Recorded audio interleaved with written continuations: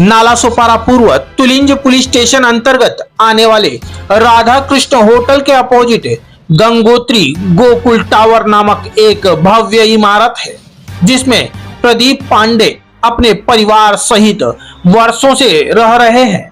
प्रदीप पांडे एक बिजनेसमैन होने के साथ साथ एक अच्छे समाज सेवक व वसई विरार भाजपा के कट्टर कार्यकर्ता व पदाधिकारी भी हैं।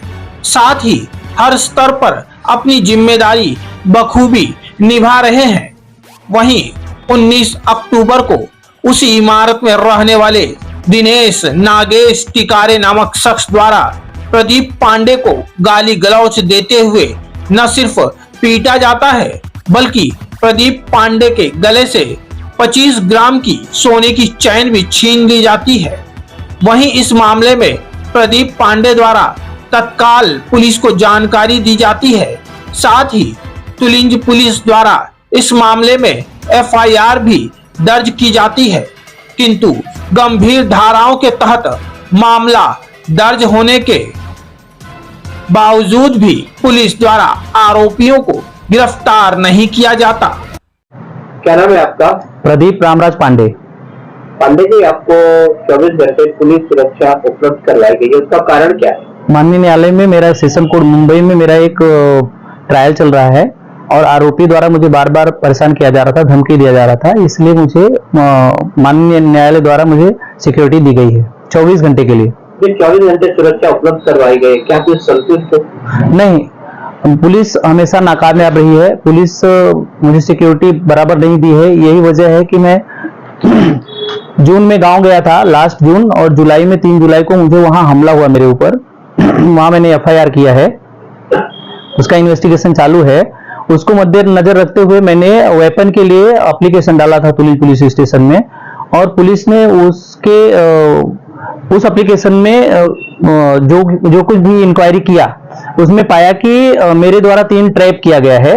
इसको देखते हुए पुलिस 2-3 महीने से मेरे ऊपर बहुत खफा है और मेरे ऊपर झूठा आरोप करना चाह रही है, मुझे झूठे केस में फंसाना चाहती है।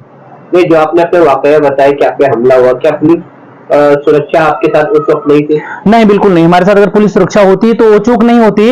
वही हादसा अभी भी हुआ है। 19 जुलाई को हमारे साथ अगर सिक्योरिटी होती तो हमारी सोसाइटी में हमारे पूर्व सेक्रेटरी से झगड़ा नहीं होता और मेरा चैन स्नैचिंग नहीं करता, मुझे गाली नहीं देता और मैं एफआईआर नहीं करता। और मैंने एफआईआर करने के बावजूद भी आरोपी खुलेआम घूम रहा है, कोई इन्वेस्टिगेशन नहीं हो रहा है। कोर्ट द्वारा उसको 26 तारीख को तारीख था, फिर 27 तारीख को भी बोला से रखने के लिए, 27 तारीख को, आज 3 तारीख था, 3 तारीख को भी माननीय कोर्ट ने से देने के लिए आयोग को बोला था, लेकिन आयोग मिली भगत की वजह से गए नहीं। अगला डेट लेना चाहते थे से देने के लिए, लेकिन आज न्यायालय ने ऑर्डर के लिए उसको रख दिया और 6 तारीख को ऑर्डर दे दिया। आपके सहयोग के साथ पुलिस आपको कोऑपरेट नहीं कर रही है, पुलिस का रवैया आपके प्रति उचित नहीं है, ये कहना चाहते हैं? उसमें बिल्कुल वही है, सही है। कारण क्या है? कारण है कि मैंने ट्रैप करवाया है। भ्रष्टाचार के खिलाफ अगर लड़ोगे तो आप देश के दुश्मन हो, अगर भ्रष्टाचार में मिलकर रहोगे, उनके साथ लिप्त रहोगे, तो आप उनके दोस्त हो, सगे हो, अच्छे से रह सकते हो। सिर्फ मुझे ट्रैप करवाया एक ही वजह है, उसकी वजह से सिर्फ पुलिस आज मुझे उस हिंदू मुस्लिम जिसे कुछ पार्टी हिंदू मुस्लिम करवाती है, उसी तरह पुलिस का ईगो हर्ट हो गया है कि इसने पुलिस का ट्रैप करवाया है, उसको 3 साल की सजा हो गई है। तो इसलिए पुलिस इतना खफा है कि कई आला ऑफिसरों ने हमारे भारतीय जनता पार्टी के पदाधिकारियों को, बड़े पदाधिकारियों को बोला है कि उसको हम छोड़ेंगे नहीं, उसको ऐसा डालेंगे कि जिंदगी भर निकल नहीं पाएगा, हम उसको ऐसी सजा दिलाएंगे। मैं मेरे पदाधिकारियों से बोलता हूं कि मोदी जी दिल्ली में बैठकर बोलते हैं हम न खाएंगे न खाने देंगे, भ्रष्टाचार दूर करेंगे, तो जिनको ऐसा किसी आला ऑफिसर ने कहा है, हमारे पदाधिकारी देश के लिए, राज्य के लिए, महानगर पालिका के लिए, समाज के लिए अच्छा काम करते हैं, तो खुलकर आए और बोलें कि अगर पांडे जी ने भ्रष्टाचार के खिलाफ काम किया है तो उन्होंने गलत क्या किया। अगर किसी पुलिस वाले का ट्रैप हुआ, उसको सजा हुई है तो एसीबी पहले वेरीफाई करती है, 100% वेरीफाई होने के बाद ही वो आरोप सिद्ध करती है, तभी उसको अक्यूज बनाती है और तभी रंगे हाथ ट्रैप करती है। तो उसने गलत क्या किया है? आपकी बातों से स्पष्ट प्रतीत होता है कि पुलिस प्रशासन की मंशा आपके प्रति उचित नहीं है। ऐसी स्थिति में पुलिस प्रशासन के कहर से बचने के लिए आप अगला कदम क्या उठाने जा रहे हैं? मैं माननीय न्यायालय पर मुझे भरोसा है, न्यायालय जो आदेश देगा वो हम करेंगे। और पुलिस हमारे साथ गलत कर रही है, इसके लिए मैं गृह मंत्रालय तक जाऊंगा। मैं कोशिश करूंगा कि मैं सीएम से मिलूं, डिप्टी सीएम से मिलूं। वहीं जब हमारी टीम घटना स्थल पर पहुंची तो हमने अपनी पड़ताल में पाया कि यूं तो इस इमारत में सीसीटीवी लगे हुए हैं, किंतु यह घटना इमारत के जिस हिस्से में घटित हुई थी वह इमारत का एक कॉर्नर था जो सीसीटीवी की रेंज से बाहर था और आरोपी को इस विषय की पूर्ण जानकारी थी, जिसके तहत उसने संभवतः इस घटना को अंजाम देने का यही स्थान चुना था, जिससे कि वह सीसीटीवी की रेंज में न आ सके। यहाँ से लेके और वहाँ तक मैं उधर तक मैं फुटेज नहीं हूँ। मैं जहाँ खड़ा हूँ यहाँ मैं सीसीटीवी फुटेज में नहीं हूँ। अगर आप इंक्वायरी भी करना चाहेंगे तो आप करोगे ना, तो आप सीसीटीवी फुटेज निकाल के मैं जहाँ खड़ा हूँ सीसीटीवी फुटेज में नहीं हूँ। हालांकि हमें कुछ चश्मदीदों ने भी इस घटना के वास्तविक रूप से घटित होने की जानकारी हमें दी। तो कुछ बोले नहीं, तो वो लोग बोल रहे थे, गाली गलौज कर रहे थे। हम लोग सुबह की टाइम पे, मॉर्निंग के टाइम पे हम हमारी दुकान खोल रहे थे, काम सिर्फ कर रहे थे। हम लोग भी थोड़ा बहुत देख रहे थे जो हो रहा था वो झगड़ा पंडा, लेकिन पांडे जी कुछ नहीं बोल रहे थे। जो वो बोला वो आगे वाले कुछ झगड़ा टंडा कर रहे थे। और जो हमको कुछ इधर उधर से नहीं हो रहा है, हमको भी अच्छा नहीं लग रहा है ये चीज के इधर से इधर करो, वो हमको नहीं अच्छा लग रहा है।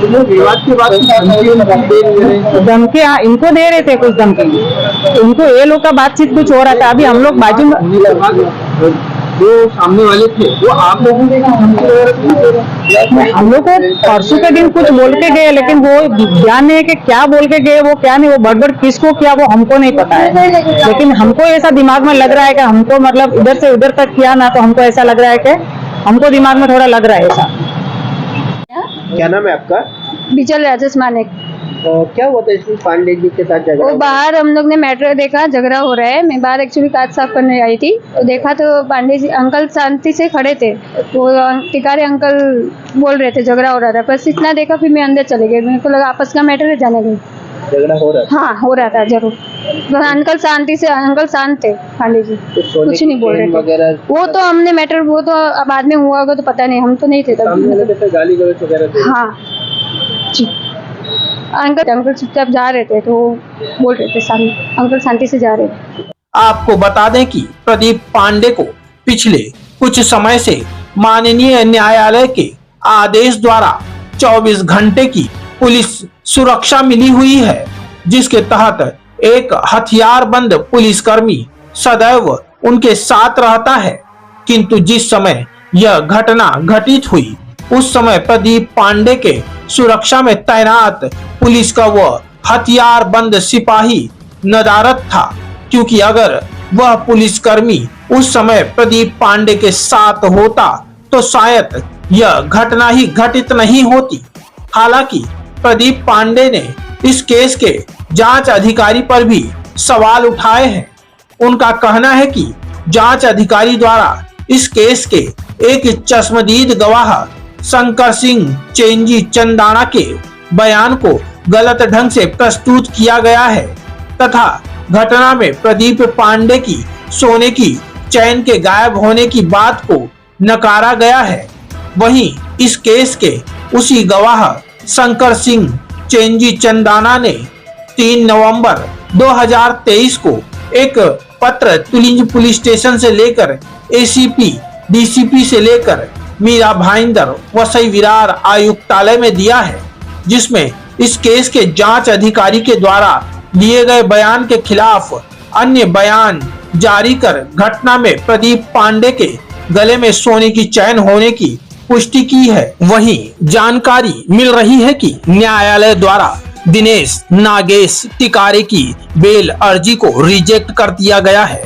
वहीं अब देखना ये होगा कि इस मामले में दिनेश नागेश टिकारे को पुलिस कब गिरफ्तार करती है।